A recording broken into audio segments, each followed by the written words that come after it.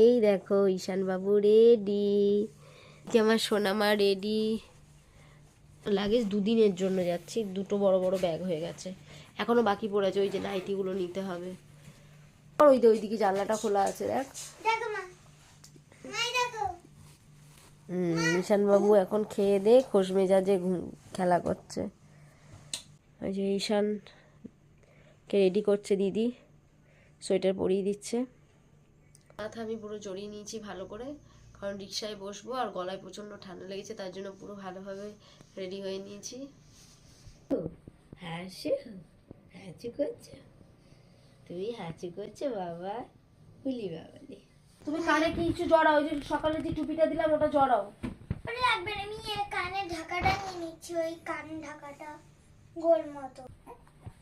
মাকে একবার ফোন করে নি। ফোন করার দরকার কি, বেরোনোর সময় ফোন করো।